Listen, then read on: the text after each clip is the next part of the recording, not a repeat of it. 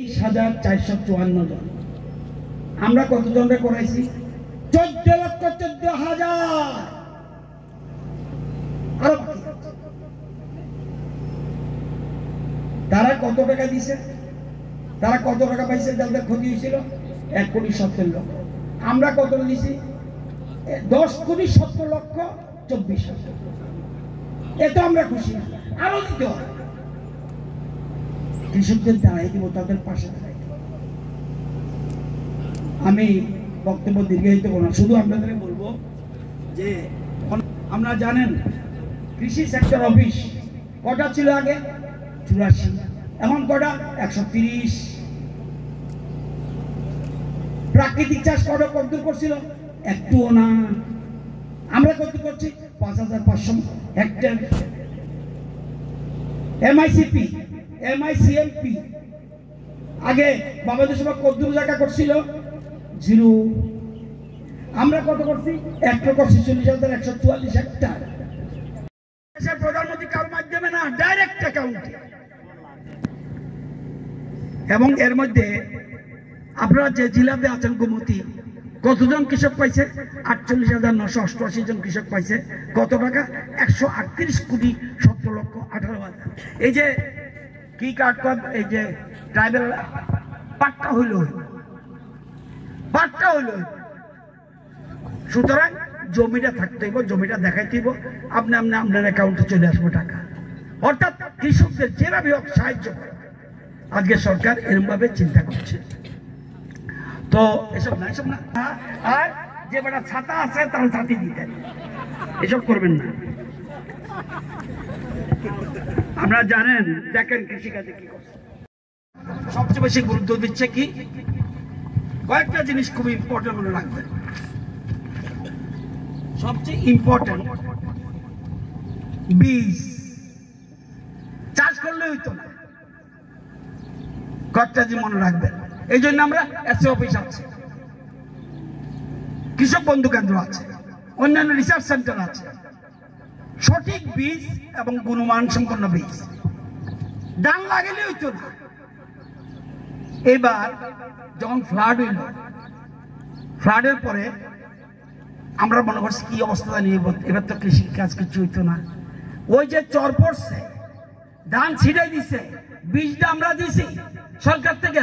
ধান ছিঁড়ে দেওয়ার পরে দারুণ ফসল। বীজটা মেইন লাগবে। 2, বিজ্ঞান ভিত্তিক চাষ। এটা কি আগের মতো না। আমি যখন ছোট থাকতে রোয়া দিতাম, কি করতাম? বেশি করে জ্বালানি করাম না, জ্বালানার চারা কম, আলি কম। আলি বেশি দিলে বোধহয় বেশি দাম হইব না। আমরা আগে বেশি বেশি দিতাম। এখন সিস্টেম হলো কি?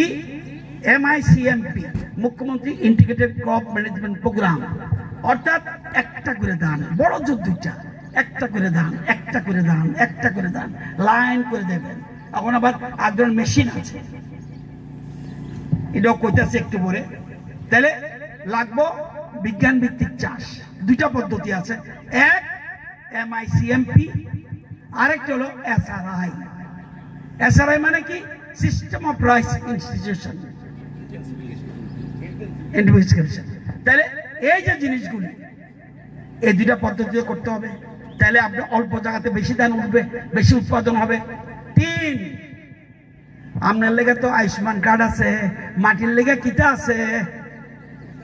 আমরা তো জ্বর হলে জানগা হাসপাতালে, আয়ুষ্মান কার্ড লইয়া বসে লাগতো না।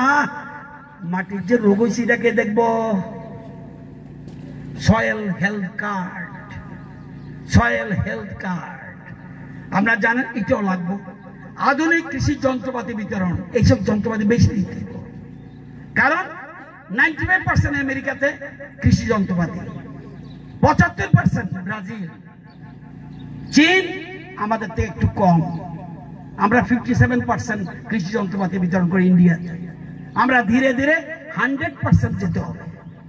সাথে সাথে যতজন যারা কৃষিকে বিক্রি করতে দেয় না, এটা কইরা চাষবাস করে যত ইচ্ছা দেবেন। এখানে ডাইরেক্টর আছে, চিফ ইঞ্জিনিয়ার আছে, অফিসিয়াল আছে, চিফ এক্সিকিউটিভ মেম্বার আছে, আমাদের এমএলএ আছে।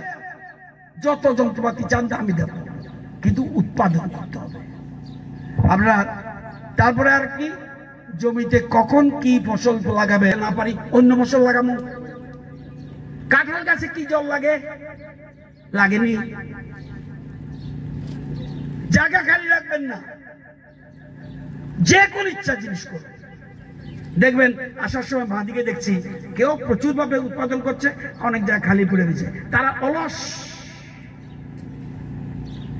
জমি খালি রাখবেন না। তাইলে এবং পরিকল্পনা থাকতে হইব, সময় মতো সার ও বীজ ওষুধ দিতে হইব। এই জন্য আমার এসি অফিস আছে, এবং এই যে উৎপাদন করলাম এটা বাজারে আনতে হইব, এই জন্য মার্কেট। আরেকটা সবচেয়ে বড় কথা হলো জমি খালি রাখবেন না।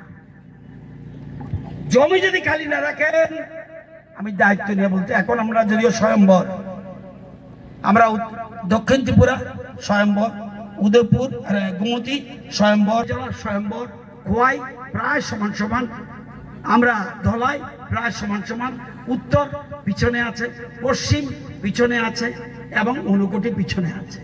আমরা সেই জায়গায় বুঝতে হবে।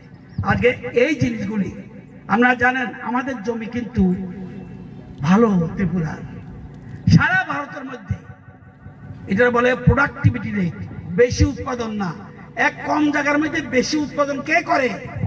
1 নম্বর করে পাঞ্জাব, 2 হরিয়ানা, সেকেন্ড, 3 তামিলনাড়ু, 4 তেলেঙ্গানা, 5 অন্ধ্রপ্রদেশ, 6 আমরা। সারা আসাম আমাদের কাছে নাই। তাহলে জমি বেশি, কিন্তু অল্প পরিমাণ জায়গার মধ্যে বেশি প্রোডাকশন করার ক্ষমতা 6th পজিশন ইন্ডিয়ার মধ্যে। পশ্চিমবঙ্গ আমাদের কাছে নাই। সুতরাং আমাদের ইচ্ছা করলে আমাদের জায়গায় আমরা ভালো ফসল উৎপাদন করতে পারি। আপনারা জানেন যে দেশের প্রধানমন্ত্রী